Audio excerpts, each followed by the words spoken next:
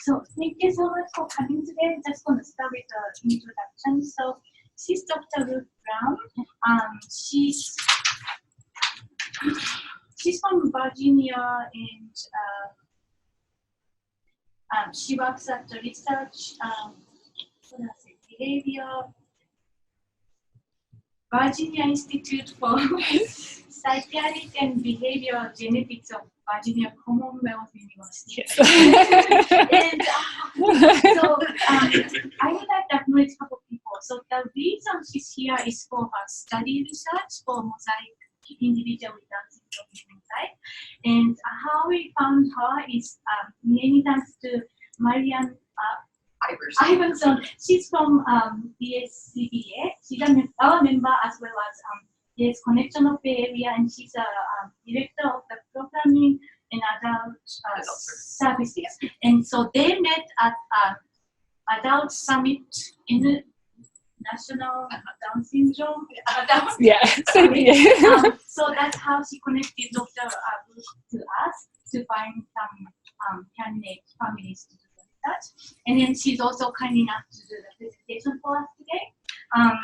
And I'd like to thank the SVDSN board approved presentations, and then also to Marcy for so we will get started for the presentation, and then it's going to be around 45 minutes. And this is going to be recording and be shared by to our members. So we will let you know once the recording session will be up on the website, so that you can watch. And after the presentation, we have open Q&A, and we might start packing up in the back of the area, but you can just feel free to continue ask questions. Thank you so much, Dr. Ruth.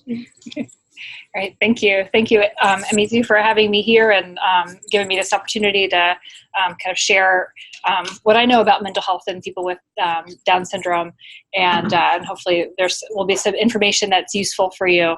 And I'm also happy to kind of answer questions afterwards. So what we're going to be talking about is mental health in people with mosaic Down syndrome and Down syndrome. So most of the research that I've been doing so far for the last several years has been focused on collecting data from people with mosaic Down syndrome, but I've also just been studying kind of what's available in the scientific literature on people with Down syndrome as well, as far as kind of mental health concerns. And sharing a little bit of what I know from my kind of previous life during my training, where I was trained as a psychologist in treating anxiety and depression in children with typical development, and kind of learning the evidence-based practices for that population. And so one of the things I'm interested in is how we can translate what we know about treating mental health symptoms in children and adults, and how we can kind of modify and translate that to treating anxiety and depression in people with Down syndrome as well. So what I'll be talking about today are kind of three main themes.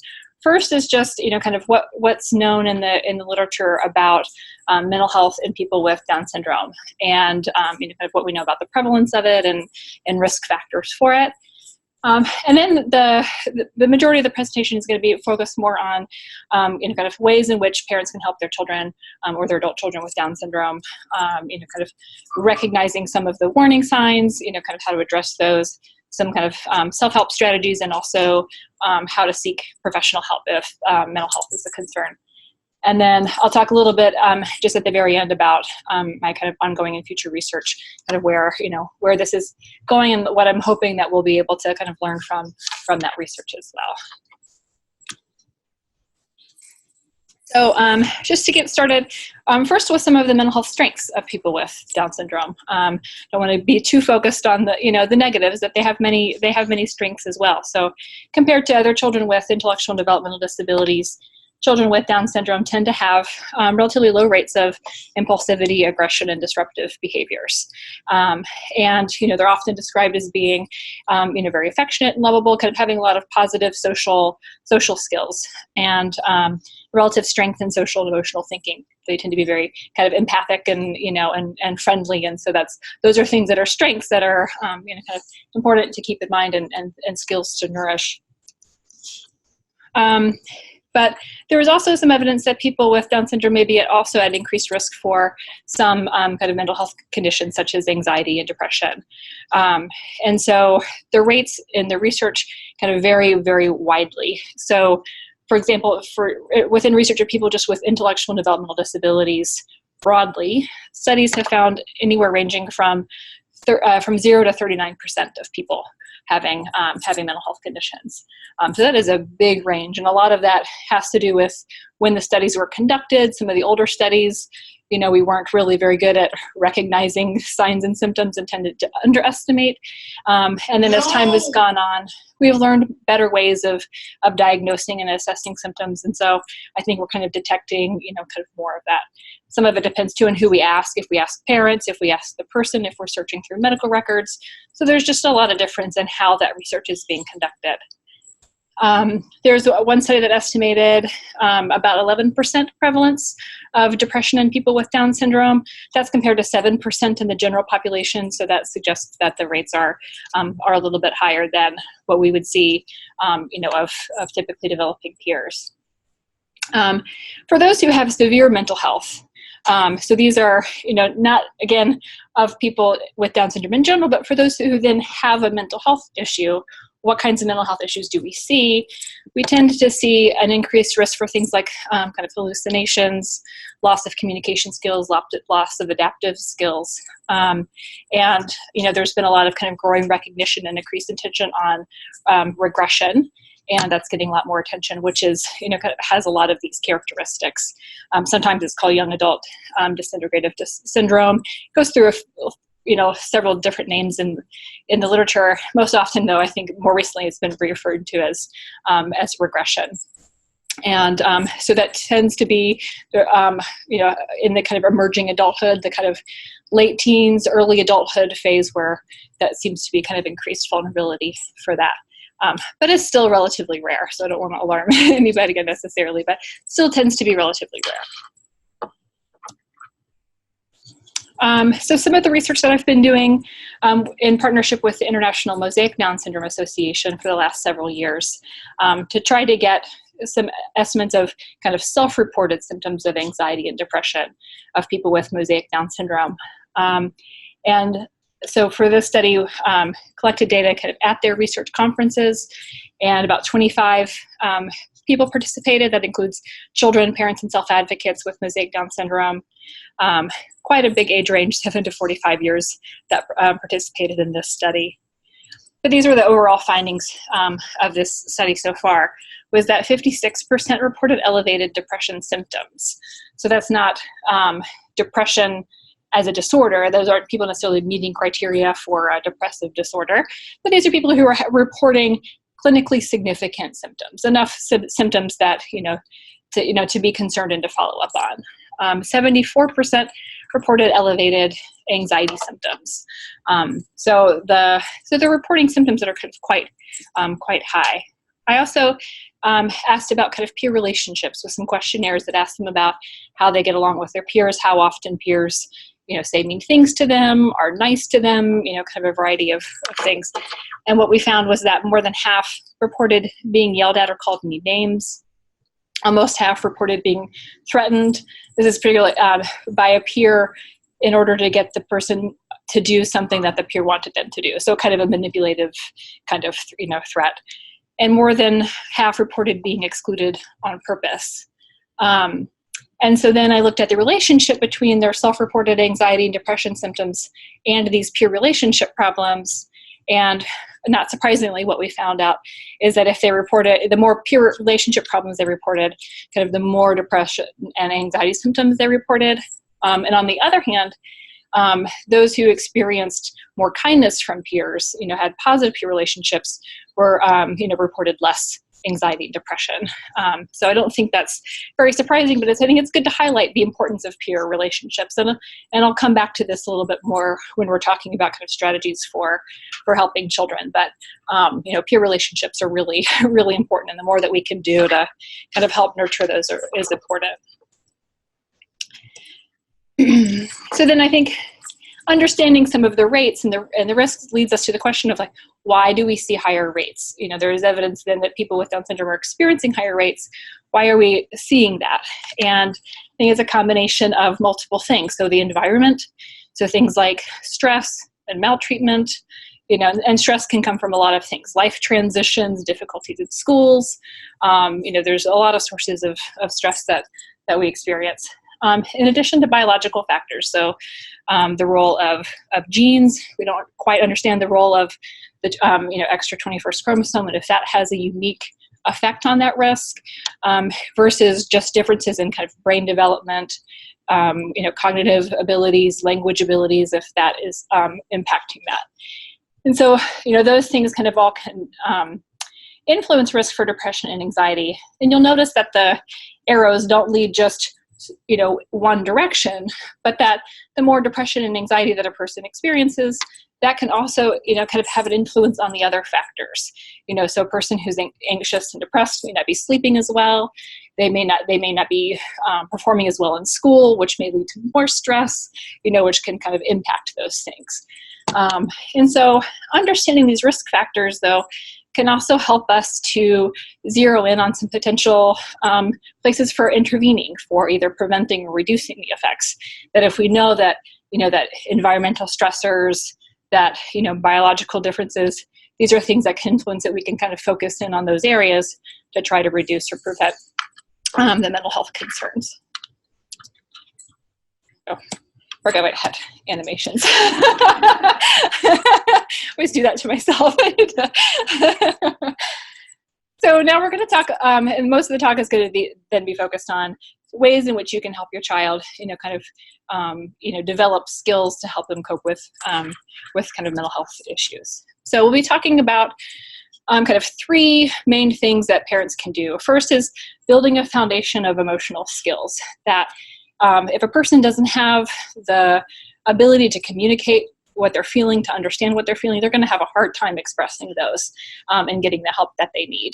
Or they may express those emotional challenges as behavioral challenges, you know, which then may lead to a whole, like, you know, different treatment approach. So the more that we can do to kind of build a foundation of emotional skills, the more that we can support them. Also, then recognizing red flags, both in terms of are they experiencing stressors in their life that we can kind of help, you know, kind of reduce or mitigate, you know, or are we recognizing kind of red flags of symptoms that might suggest that they need additional support. And then finally, seeking help. And so either, you know, some kind of self-help strategies or whether that parents themselves can help to kind of coach and encourage their child, as well as when to seek professional help and what to look for. So first talk about then kind of building an emotional vocabulary, also emotion coaching and modeling are some of the kind of, you know, strategies that parents can use. So first is building an emotion vocabulary. So the ways that parents can do this are by doing things like just talking about feelings, talking about feelings or expressing feelings in whichever way that your child is able to communicate something that's natural and is part of daily life. And so I've got some examples of books up here. This publishing company, Free Spirit Publishing, has wonderful books. I'm not in any way affiliated with them. I don't receive any royalties or anything. They just have excellent books. So I've provided some examples of, you know, some book series that are really good that teach, you know, social and emotional and, you know, kind of peer relationship, you know, and helping them to understand their emotions, helping them understand how to express those emotions, how to build positive peer relationships. They've got another good one, the Survival Guide for Kids in Special Education, that has a lot of tips for helping children, you know, who are kind of, you know, starting to struggle. I think maybe particularly for some of the adolescents, emerging adults, understanding when they're maybe are becoming more aware that maybe they're different from their peers are going off and doing other things that they're not doing. Has some tips in there for helping to build a positive identity, helping them to, you know, kind of understand those things and cope. So those are some really good books. I'll share these slides too. Throughout this presentation, I've got a number of kind of suggested links and things like that. So I'll share these slides too, so that you can go back and and find those if you we don't have time to jot down the URLs. So reading through these books as you're watching TV shows with them, movies, talk with them about how do you think that person is feeling? When was the time you felt that way? Tell them about a time you felt that way and how you coped with that situation. Those are all really good ways of kind of talking about emotions, sharing emotions, and making that natural, kind of part of your daily life. That if talking about emotions isn't something that you do normally, your child's going to have a harder time coming to you and talking about emotions, and so if you make that just a kind of ongoing conversation, that will really help. Some emotion games are also really good for kind of learning to identify emotions in others and in themselves.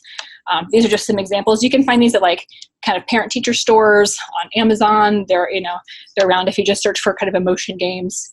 You can find free printables online, that you can print off. So there's kind of tons of resources like these around. But these are also kind of helpful for for that, building of that emotion vocabulary and building kind of emotional intelligence, like we like to say in psychology.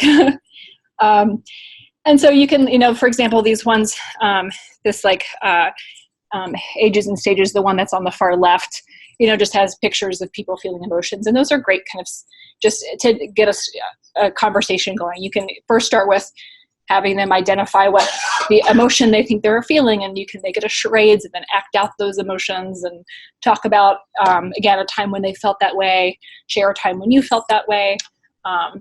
And those can be good resources too, and ways that you can make it kind of a fun thing too.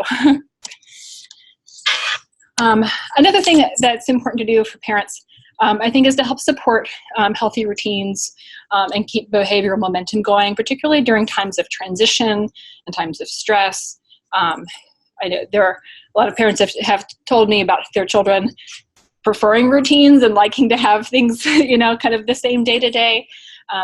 And generally that's a healthy thing because, and this is true, there's a research, just with people in general, that having a routine, a structure to your day is really helpful when you're going through tough times, that you can kind of fall back and have some sense of kind of routine and normalcy in your day, can really help to provide some support.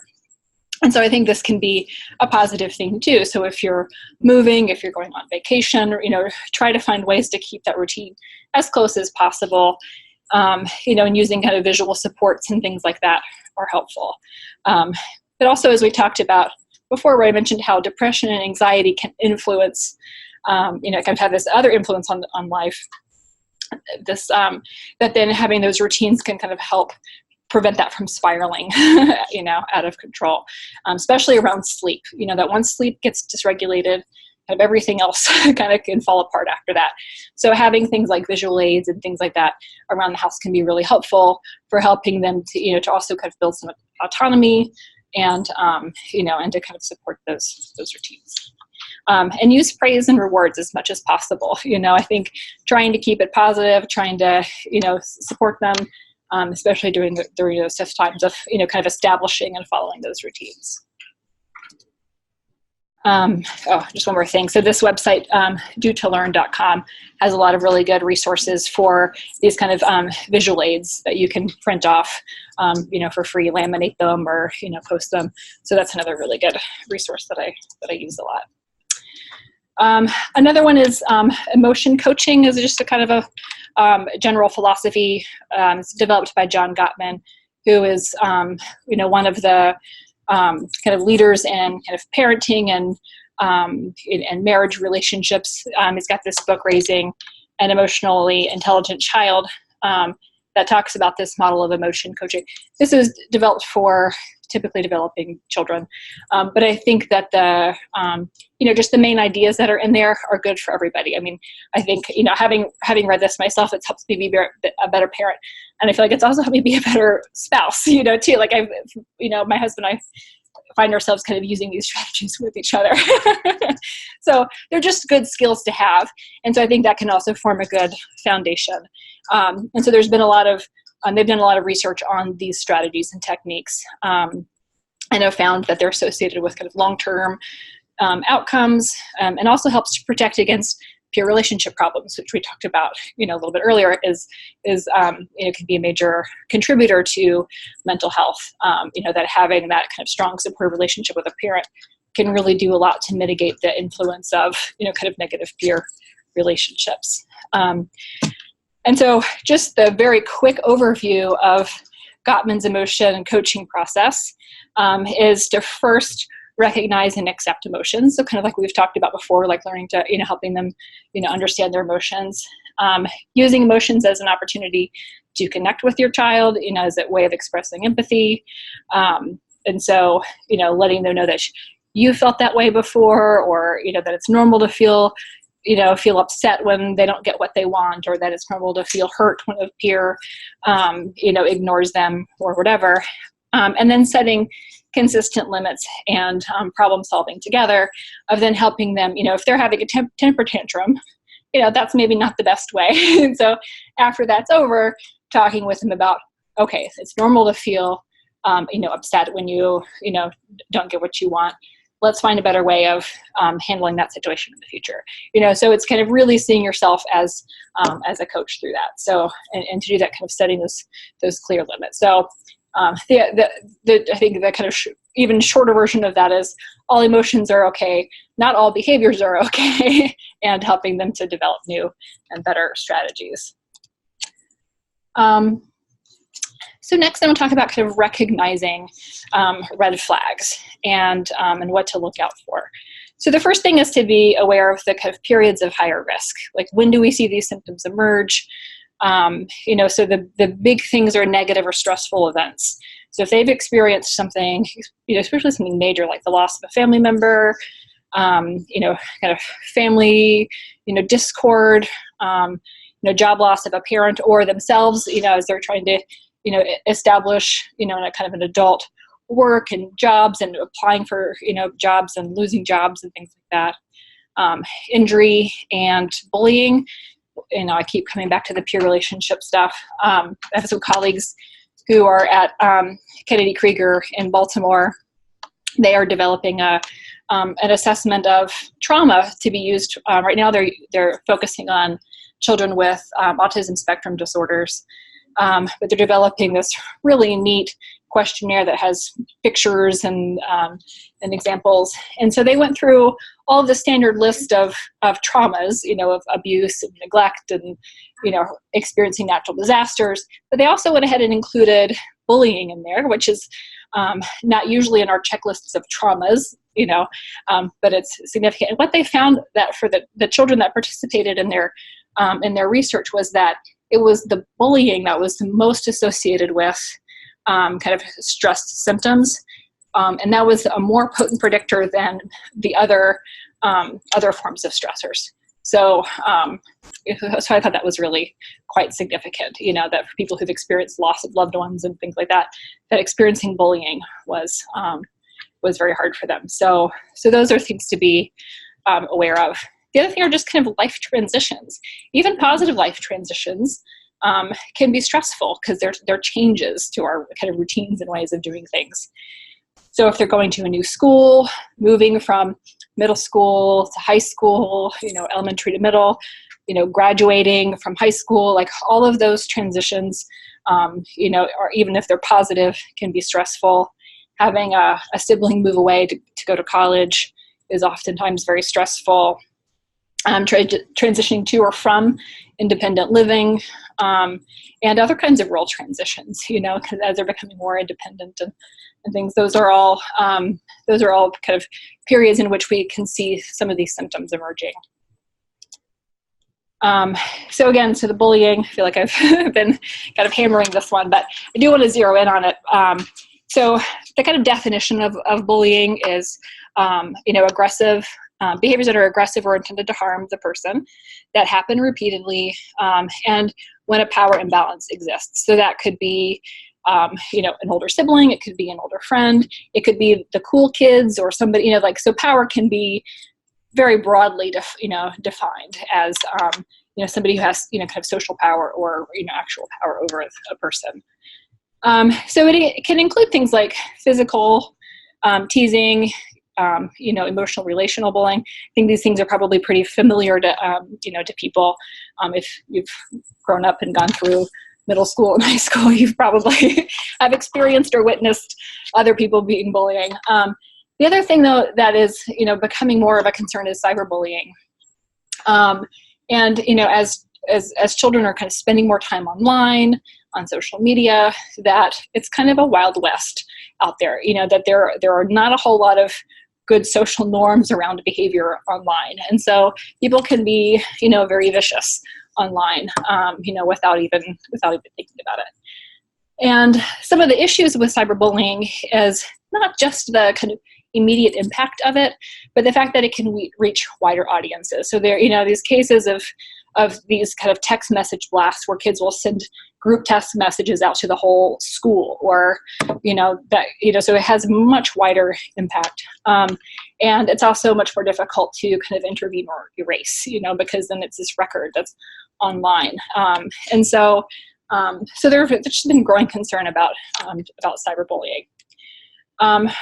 For anybody who has kind of adults or kind of thinking about, the workplace too, doesn't just stop at school. And so it's not always the case that once they get out of school, they're going to be away from the bullies. There can be bullies at at work too.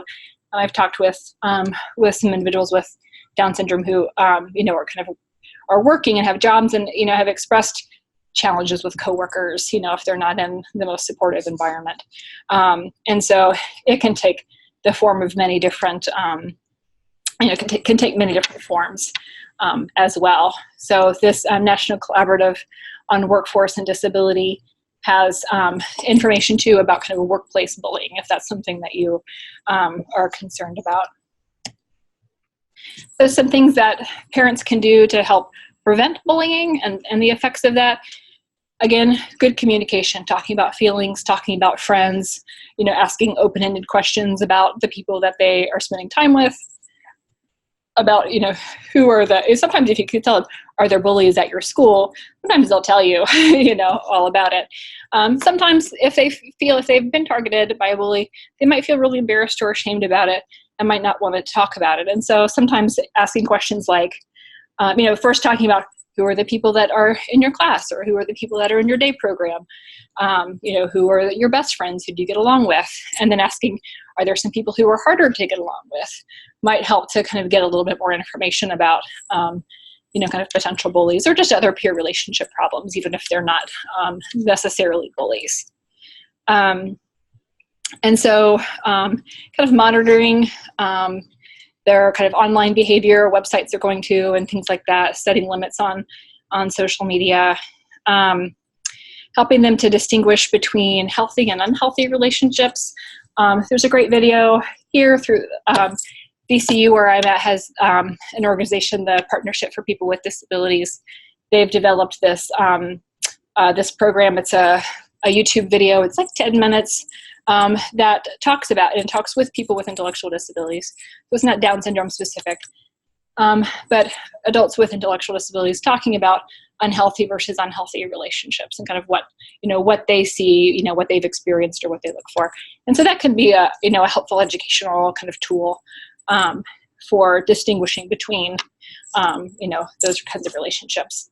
And then encouraging hobbies and activities with positive peer groups. I think that's, one of the most important things. There's a fair amount of research that suggests that having at least one best friend can protect somebody against having other negative peer relationships. So making sure that they've got somebody that they can connect with, and ideally somebody that's at their, if there's, bullies or peer problems at school, hopefully there's somebody at school that they can be with. So it's not that they have to wait until the weekend or, to connect with their friend, but that they've got somebody that they can go to for support, there at school, is helpful. So as much as you can kind of help connect them with a peer and arrange, play dates or other activities, that can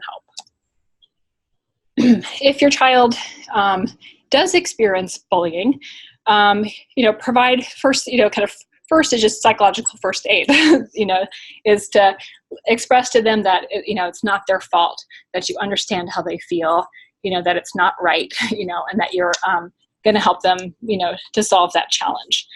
And then there are, then how to then respond within the school system is, to document as much of what's happening, how often it's happening, kind of keeping a record, report that to the school. And if you need to kind of go up the, go up the chain, if you're not getting the response that, that you need, to follow it. Because, for a child with a disability, they are protected. Most schools have zero tolerance policies. Not all of them follow those policies. But for a child with, with special needs, with a disability, they are required by law to respond to that. So they have those additional protections in place. So if you need to, take it up to the State Department of Education. So here are some additional resources. In particular, the PACERS, National Bullying Prevention Center, that's up there, has some really great resources for parents and for kids. They have a special section on that website that's dedicated to students with disabilities and, responding to bullying. And there's form letters for parents for, that you can customize to send to your school, if bullying is an issue. So that is an excellent resource. StopBullying.gov has kind of state-by-state laws, so you can look up the laws for California, as well as federal laws. And Common Sense Media also just has some good strategies for parents for kind of managing, online social media kinds of, websites, keeping track. There's always so many new things popping up. It was Facebook and then Instagram and then Snapchat, and then I feel like there's like a million others that I don't even I'm hearing about a new one every week that kids are on. So that can help parents kind of stay informed as those things are kind of developing and being aware of that. So DEXN is recognizing the kind of signs and symptoms of depression. And so broadly, they're just in kind of about the four main categories. It's kind of emotional symptoms of depression, behavioral symptoms of depression, kind of cognitive or, the thought processes associated with depression, and then the physical sensations of depression. And so with these, so the emotional and the physical can sometimes be very hard to detect because they're internal, and research with children with typical development shows that parents have a hard time recognizing these symptoms, because they're not obvious.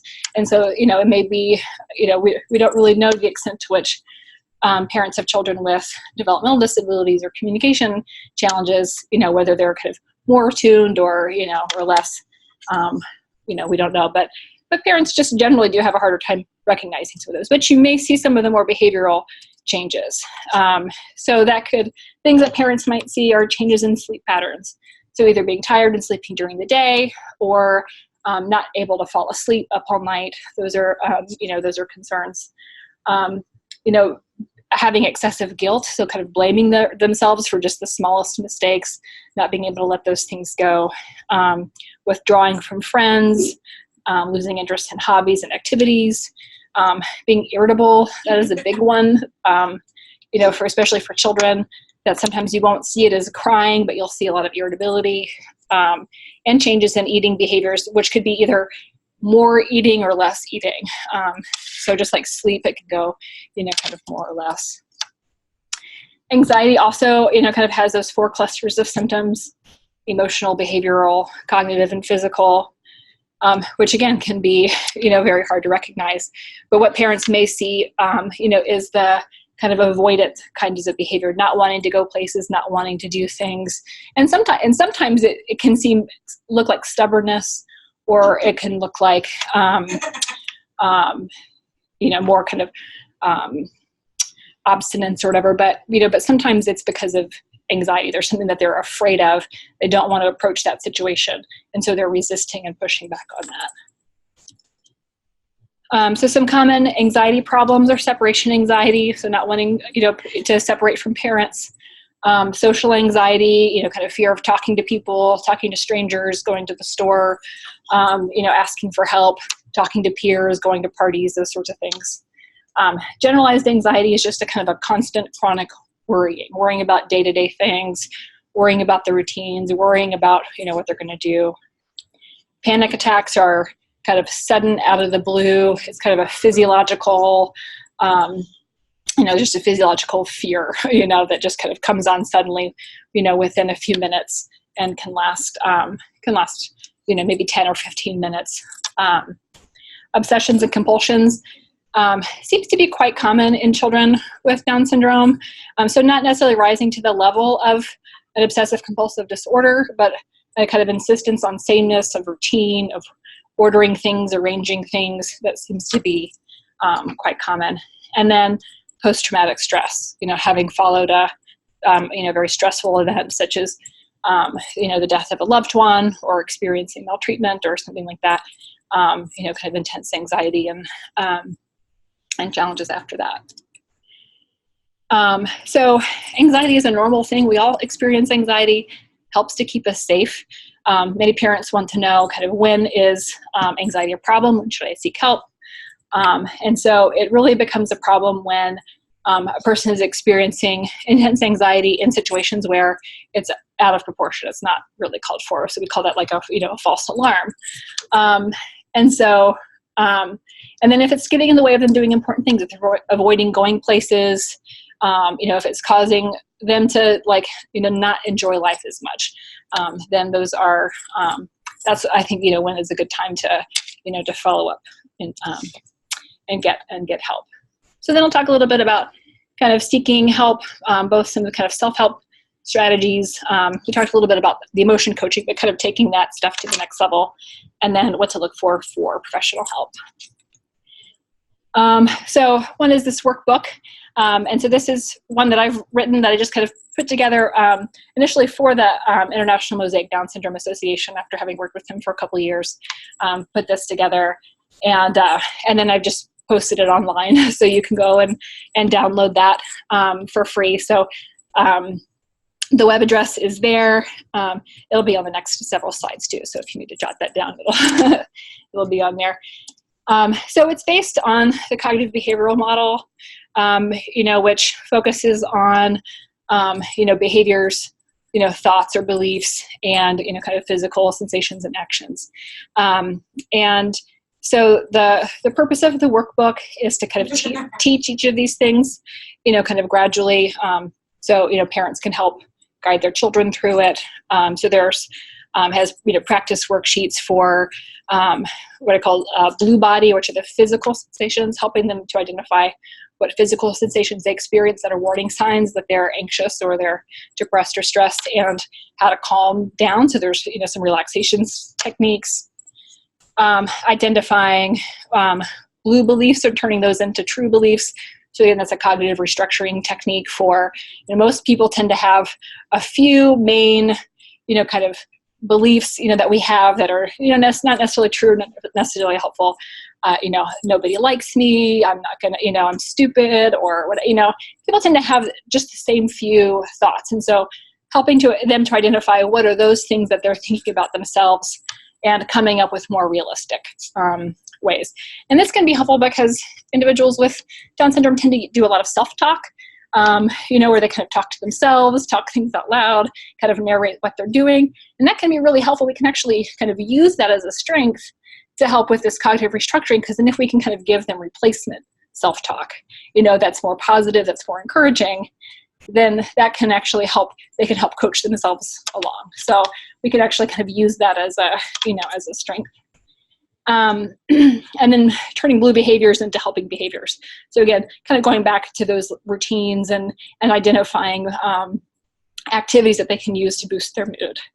And then at the end, they develop a blues busting plan that kind of puts all of the things together that they've practiced, that they can then kind of, hang on their wall or have as a reference, and parents can help guide them through that. So the workbook has these worksheets that you can photocopy and use.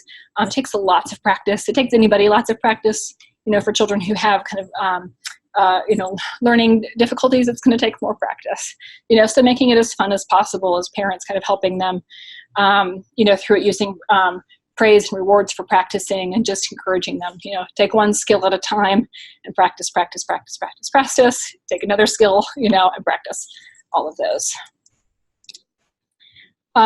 Next event is seeking professional help and kind of, what to do, what to look for. And so these are some questions, I get from parents about, how do they know when they should get professional help? If it's been going on a long time, if it's not just a temporary phase, it doesn't seem to be going away. Maybe there was a little bit, blip in the road, you moved and things got kind of shooken up, but then it's not getting better. If you see any sudden changes in behavior or emotions, especially around, reduced adaptive skills, not taking care of themselves, loss of, toileting skills, those sorts of things would be red flags. If it's starting to get in the way of life, whether it's that person's life, the family's life, if the family is having to make a lot of modifications around the kind of emotional or behavior, challenges too, that's a good time to get help. And if it's affecting their quality of life, because they deserve to have a good quality of life too. And so even if they're like trudging along, they're going to school, they're going to day program, but it's just a struggle for them every day, getting professional help to help them to have a better quality of life is important. So one of the first things to do is go get a complete medical evaluation, because there are many things that can cause symptoms of anxiety and depression that are not actually anxiety or depression. And so that could be, their thyroid levels. Are they really low? Are they really high?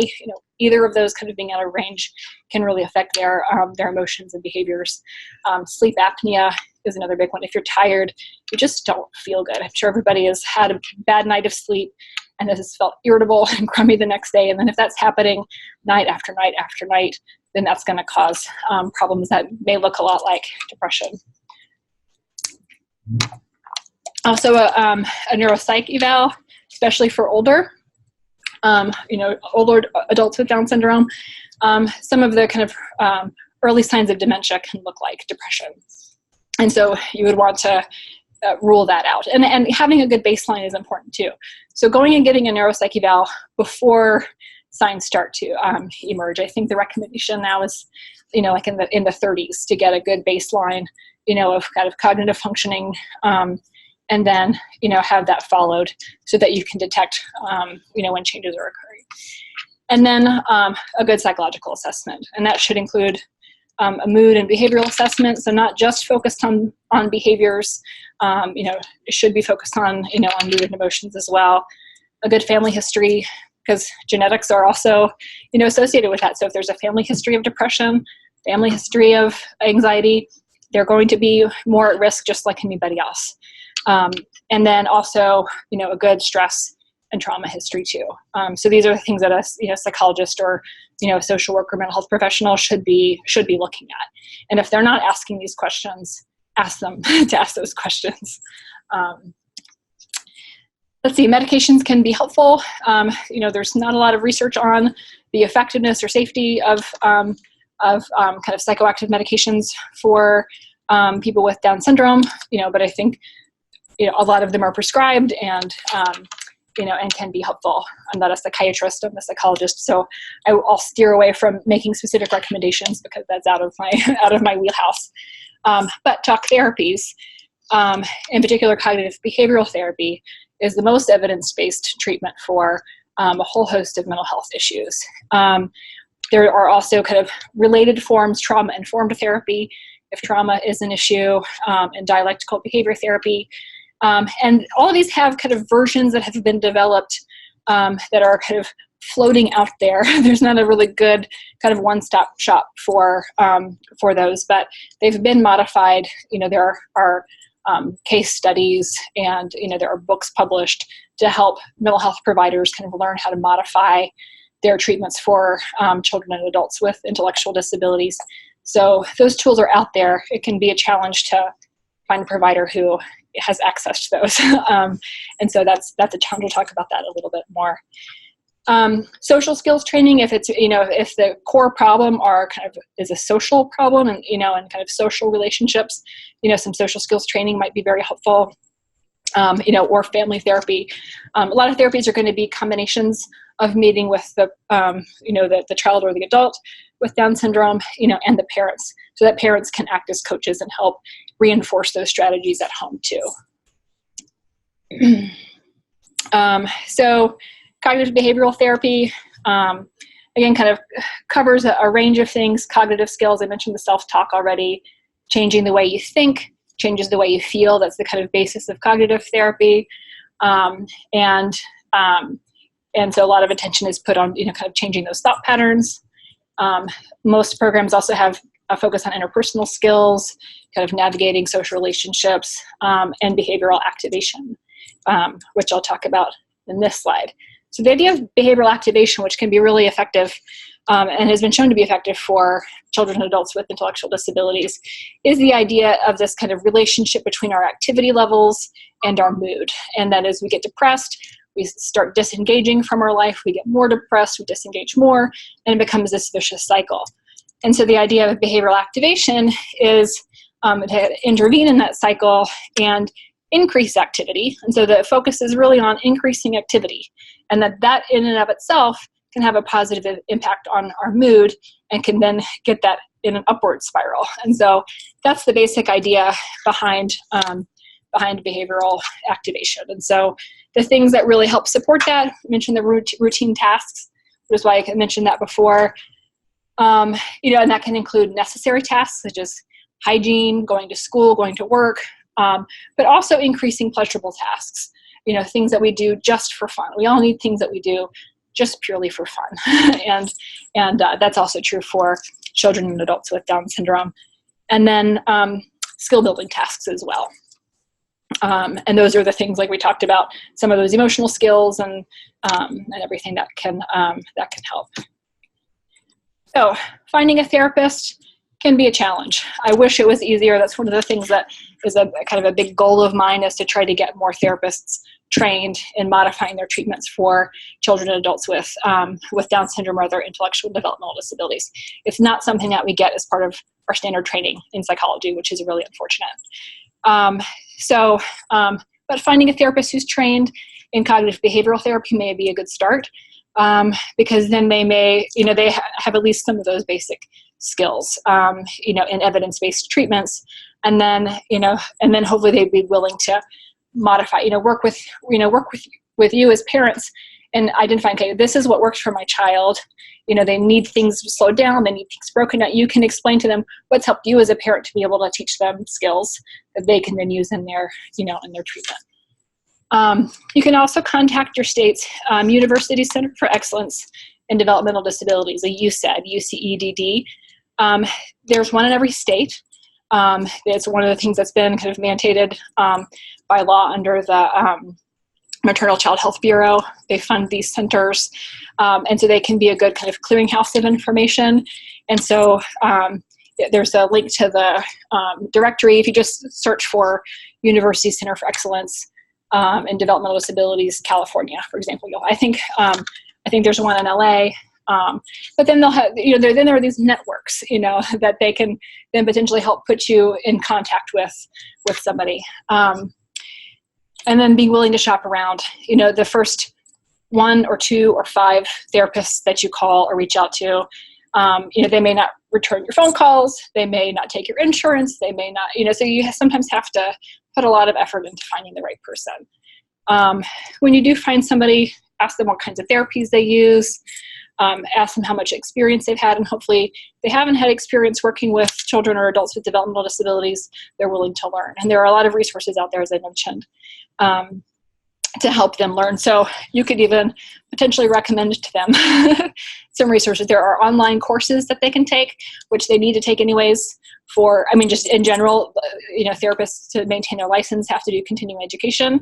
So, so if you tell them, like, there are courses you can take for continuing education credits in this, they may be willing to do that because they need to do it anyways, So the National Association for Dual Diagnosis, which focuses on developmental disabilities and mental health diagnoses, has some resources, courses and books and things like that.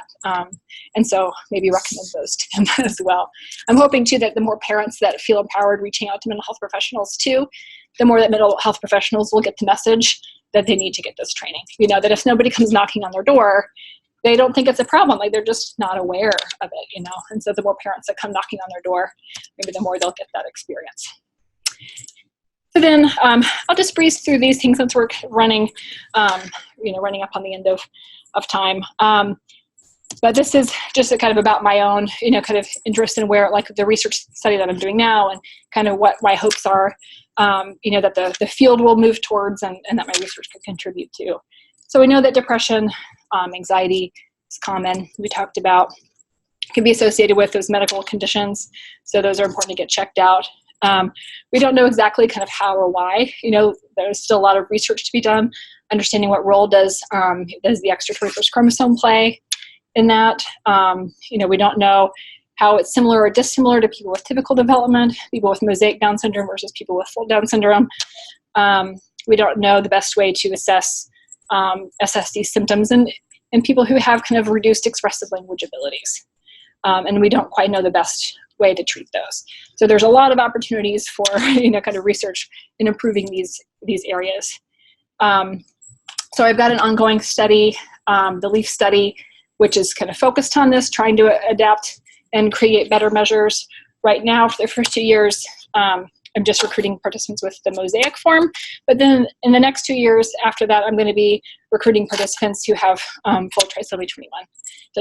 So that then I can start to understand how is mosaic different from complete trisomy, and how can we improve the measures to fit people with full Down syndrome better than the previously existed ones. And so, as somebody who's a researcher, I love statistics and data. and so I know that if we don't have good measures, that we can't change anything. And that's where my frustration has been, is in trying to find research to try to find what are the best treatments. There aren't good treatments because there aren't good measures. And so the research that I'm trying to do right now is trying to improve those measures. And then from there, we can do a lot more research, on mental health symptoms. So developing better systems like the visual pain scales, for example, are ways that we may be able to kind of improve those assessments. And another thing that I'm interested in is looking at biomarkers. There's a lot of research growing in the general field of identifying biomarkers, stress hormones, DNA methylation, all kinds of other things that are in the blood and the saliva that are being used in research with the typically developing population to identify stress and depression and PTSD and psychosis and and all of these things. And so I think those things could be the most valuable for people who don't have the verbal abilities to be able to express what they're feeling. And so I think there's a lot of potential opportunity there. And so that's something that I hope can help, kind of lead the field forward. And then ultimately too, increasing access to care for mental health services. We need to see more kind of integration of mental health into, kind of primary care services and things like that. Increasing mental health checkups, just have that be a kind of a greater awareness of, within, of mental health care providers of the needs of people with Down syndrome. So thank you, that's it. So I just want to thank you guys for being here, for coming and attending. I want to thank the people at the International Mosaic Down Syndrome Association who participated in that pilot study. We were then able to use that pilot data then to get funding from NIH to be able to do this bigger study. And so also thank you to the NIH for their funding, and the colleagues and collaborators who are mentoring me on this project too. They've been very helpful. So that is it. So thank you.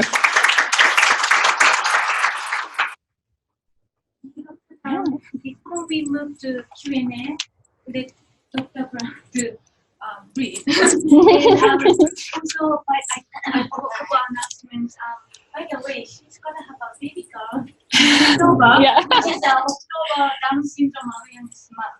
So we have Body Walk, SVDSN Body Walk on October 19th. The flyers over there. And we still need help, so if you would like to work in community, contact me offline or after this workshop. And also, DSCBA has a Dr. Brown Connie with a mental health, and I will let Marianne to quickly do that. Yeah, I just coming on July 13th to Vandal. It's a great opportunity. I think I sent the flyers so she can disperse it because there's a link easier than that. Yeah, so I have, we sent the card posting. I'm going to email one more time before goes by, and there's several flyers over there, so if you're interested, you can take away with you. And feel free to get up and get a drink, and we're going to do a Q&A. As long as we have questions. Yeah, I ran over. So feel free to raise your hand or give us a name. I was just going to say, I was really glad that you mentioned the thyroid function. Mhm. My son, he's 7. He did have sleep apnea, which we addressed early on, Mhm. and that was very helpful. And then because of genetics, with his dad's side of the family, we've been testing for thyroid, and plus it can be common in kids with DSN. Yes. Yeah. And so over the course of, he gets tested biannually, he shot from an 8 to 26 with his thyroid. And we were seeing a lot of changes during that time in him and his teacher, and he was going to integrated classes a couple times a week for the first time. So it was kind of like a lot all at once, and we didn't know if it was the chicken or the egg or what was happening, but we started medication and reduced the number of transitions per day, and then he was doing much better. Okay. So we finished out the school year on a very positive note where, maybe from November to January before we addressed it, the teacher was sending home, not a great day, kind of a bad day, and I'm used to great day. And so we finished the year with another 3 or 4 months of great days after that. But it was a little bit tricky in the middle, and I didn't know that it was thyroid function change. Yeah. The thyroid can really have a big impact, and it's kind of an interesting thing because, like the thyroid can cause kind of emotional symptoms, which then, if not kind of caught, can then become their own thing, like if school starts to become aversive, that if that pattern is in place for too long, even correcting the thyroid may take longer for the kind of behavioral and emotional stuff to kind of come back around, even if it was initially caused by a medical condition. And so, that medical monitoring is really, really important. And thank you for sharing that. Yeah. Yes. Do you have any tips or hints to help therapists when the child has communication challenges? How does that present? Yeah, and that can be a challenge, and I think it starts with having a therapist who's open to learning from the parents, and I would hope that all therapists would be. I mean, it seems like a fairly basic, kind of interpersonal skill, but not all are. For various reasons. Some of them have just this kind of discomfort with being in a new area, and feeling kind of incompetent themselves, and so so it really starts with having a therapist who's open and willing, and so I think a lot of the recommendations for kind of modifying treatment are going to be things like using more kind of visual aids as much as possible, using pictures to represent situations. People with helping them to understand too that people with Down syndrome tend to have better receptive, vocabulary, receptive verbal abilities than expressive. And so not assuming that because their expressive communication is maybe challenging, that they're probably are understanding a little bit more. So I think that's important to help communicate to them as well.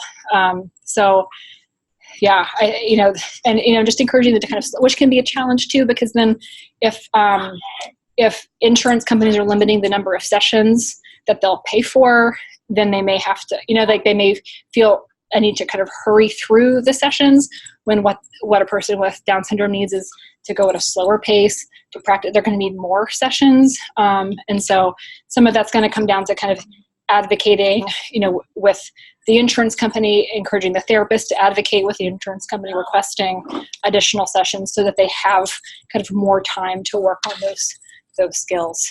I think, and just kind of, sharing kind of what what works for you, what you found has worked, you talk with the school too, with the teachers, about, what are the teachers doing that seem to be helpful? What are the teachers seeing?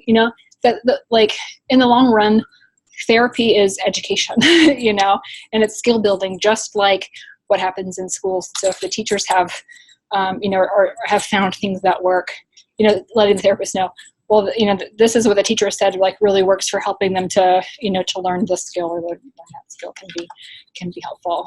So yeah, sure. Talk about some of your challenges with data, AED, and the measurements. Can you talk a little bit about how you're doing it and getting that data, measurements, and how matters, whether it's education, whether it's that research or other research? Yeah, thank you. It's a good question. So, I think participating in research is really excellent. So as much as you're willing to participate in research, to help help those numbers, because researchers like me need participants really to do it. And so for example, with my research, I'm using some screening questionnaires, some that have been developed for people with developmental disabilities. There are a couple of scales called the Glasgow Depression Scale and the Glasgow Anxiety Scale that were developed for adults with intellectual disability. And those have been some of the kind of the best screening measures that are out there. They can be a little bit still a little bit abstract for children still, as they're kind of developing. So there aren't really good assessments for children with developmental disabilities. And so what I'm hoping to do is to use these skills. And so in my study, I'm asking the person with Down syndrome themselves, I'm asking the parents, I'm doing a clinical interview, which is kind of the gold standard of, for diagnosing or whatever, and comparing, the rates, between what children say about themselves or adults say about themselves, what parents say about their child, and, and then what the consensus is, from the clinical interview, to then try to figure out how we can adapt those scales a little bit better. And so some of that, I think that the challenges that I see in getting these things kind of diffused into practice, into either, medical or mental health care practice, is that lack of data. And so and so that if we can improve those measures, then I'm hoping we can increase awareness within the provider communities, of, hey, look, depression is a problem, anxiety is a problem, stress is a problem within this population, they need help, and then we can convince them to start doing more screening and have tools available for them to do that screening. So I see it as a kind of big one avenue towards kind of getting better access to care. The other thing that I think, parents can do in kind of supporting research and supporting those efforts is, contact the National Institute for Child Health and Human Development. That's one of the institutes of the National Institutes of Health. And they have a Down syndrome consortia. So they're the ones that fund primarily Down syndrome research. And so contacting them and letting them know, this is an area that's really important to me, kind of whatever your concern is, whether it's mental health, behavioral health, thyroid, regression, whatever issues are important to you, let them know, contact them, and let them know this is something we care about and we really want to see more research in this area, because they have control of the funds to fund researchers, and they can release calls for applications to say, we really want to focus more attention on this area. So researchers, please send us your applications. And that can be helpful because a lot of researchers are looking for funding opportunities. And so, if they say, hey, we have money for this, more researchers will go to that, for that effort. So that's another way to kind of help. Yes. National Institute of Child Health and Human Development. And so, so that's who to contact. And so Melissa Parisi, Dr. Melissa Parisi is the program officer, who oversees the Down syndrome kind of consortium funding. And that's Parisi. So if you search, for that, you can find her contact information. Let her know. And I think there's also like a NICHD strategic plan. There's an email address. I can't remember what it is, but if you also search for NICHD strategic plan, they usually have kind of specific themes, but I think you can also just send that email, like send them an email about anything that's on your mind, because I think they are interested in, in what's important, especially just within the last few years with the testimonies in front of Congress about funding for Down syndrome research. They started the Include project to send extra funds to studying Down syndrome, and so that's another great, another great thing that's happening. And so letting them know what are the areas that are concerning to parents, because I think they listen to that too. Yeah. I've just been struggling a lot with my son who's 7, and then his brother who's 5. His younger brother is very athletic. Mm-hmm. And runs so fast, and he's just agile. And my older son gets tired and doesn't have as long of endurance. And then my younger son always wants to compete, and have a race or do these things. And so it's been a major struggle, because then my older son who has Down syndrome, he'll either be tired. I think he's tired and wants to take a break because of endurance. But a lot of times lately I'm thinking, I think he's more like, I don't want to do this because it's not fun, because I'm getting beat, or I can't run as fast. And so then it shows up as boredom. He says it's boring, And so, I mean, just hearing you talk, it's like I've been thinking that I need to make a social story, because I had a lot of success with one in the past. Yeah, social stories are great. Because I always tell him, I say, you know what, bud, mommy can't run fast either, but daddy can run fast. So brother and daddy can run fast, but mommy and you, we like to walk, and that's okay. But it does make it a little bit difficult when the 3 of us are out, and I have one who wants to take off fast, but I know we need to reel it in. So I'm trying really hard to separate the boys and make sure, one gets a lot of quality time with grandma, or just friends, play dates where it's like there's no limitations, or but it's really hard. Yeah, I think the social stories, is a great way of doing that. Some of those books, that I mentioned, from the Free Spirit Publishing. Let me go back, see if I can find that. Go faster this way. I think there are some good ones in there that they have some good books that are, for kind of children in special education, and and kind of address some of those kinds of challenges. Like this one, for example, the Survival Guide for Kids. I mean, it focuses on the school system, but also, but similar kinds of things of that difference in skill and perception. There's a good book that is available. It's available on Amazon. It's also available at the nadd.org that I mentioned. That's called Positive Identity Development. It's more geared towards kind of mental health professionals, or school counselors, kind of working with adults or children with intellectual disabilities. But there are also some on that website, some worksheets and things that you can download for free, that are about, just they're simple worksheets, but I think they're really helpful. These are the things that I'm good at. These are the things, and kind of helping them learn to identify what are their strengths. Because, when you're faced all the time with challenges, it's so important to know what your strengths are, and to be able to have those reinforced and have those to, to kind of fall back on it in times. And so that's a great book. It's written by a woman named Karen Harvey.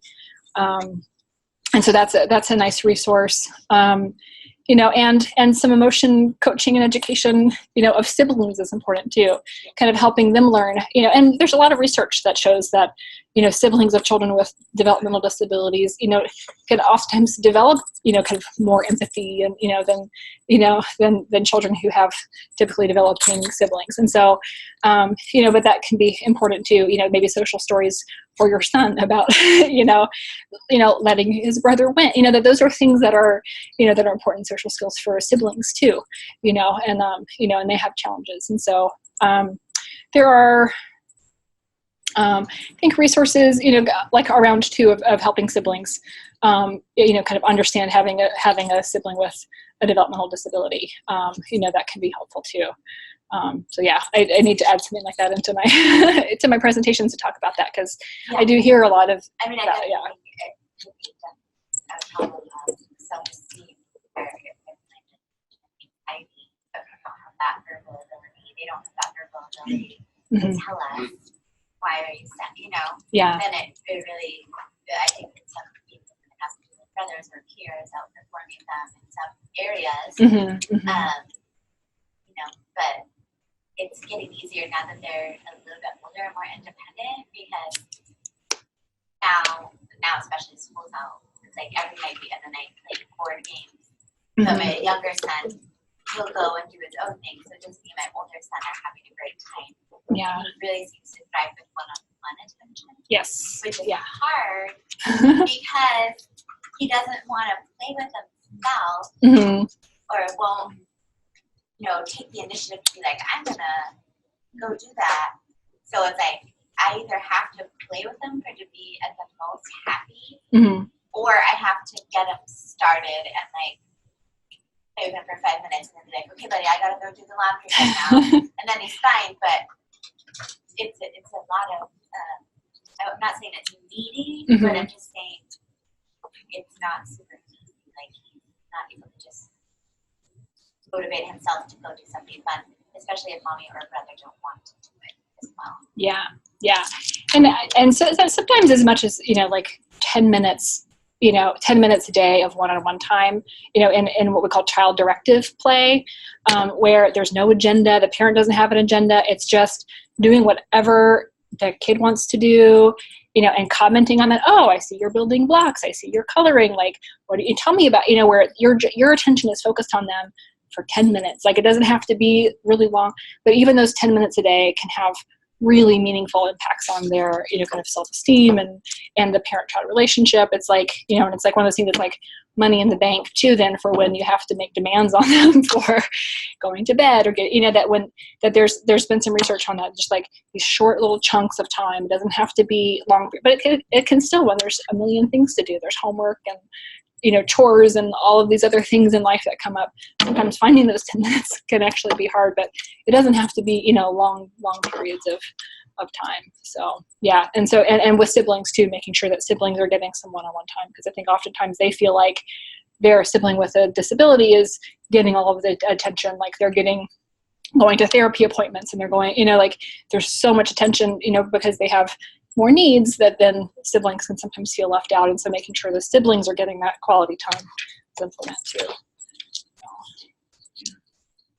I was going to say, what you were describing is probably important for any child, whether typically developing or not. Yeah, absolutely. And a lot of that research does, come out of, out of research on typically developing children, and families. And then there are studies that show, like, yes, it's just as important too for children with developmental disabilities, if not more important. And I think it's easy, that because there's so many things to think about, so many, concerns and things like that it can be hard sometimes to tell, is this a problem that is just of, that just kids have, like this is just, an issue, versus something that seems like it's, just about the, the Down syndrome. And it can be hard to tease those apart, and sometimes it's both, sometimes it's something that's, a normal challenge of being a parent, or a normal challenge that kids experience. And maybe it's, a little bit more intense because it's, as a child with Down syndrome or something like that. I would say just having 3 much older sons, that was the easiest part about dealing with this. is because a lot of times his emotion is like, oh, this is typical. It's just that now it's happening at 5 years old instead of 2 years old. Now it's happening at 12 years old. And the biggest challenge these days is more, hey, how old are you this morning? Are you going to act like my 2-year-old or 5-year-old? Or are you going to act like my 12-year-old? But just with communication challenges. Right. So, Yeah, and I always have to try to keep in mind my son's chronological age and his cognitive age based on the, psychology exams from school and stuff. So it's really. Yeah, and it's a mixture. Yeah, it's a mixture of those things. That there are ways in which they're going to be typically developed. Like some of the kind of physiological changes, pubertal changes, and some of that can be very typical. Kind of chronologically, and then sometimes overlaid on that then as a developmental level of understanding of what's happening. So it can be. So it's important, I think, to have awareness of both of those things. What is normal for somebody at this developmental stage, as well as what is normal for somebody at this chronological stage, and kind of having awareness of both of those simultaneously. It's a challenge.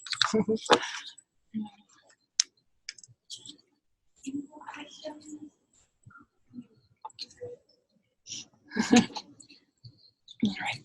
And I've just also have my contact information up there on that last screen, but I also have cards up here too. If you want to take a card, and feel free to to contact me if you have questions, or I'm happy to help. So thank you again. Thank you so much.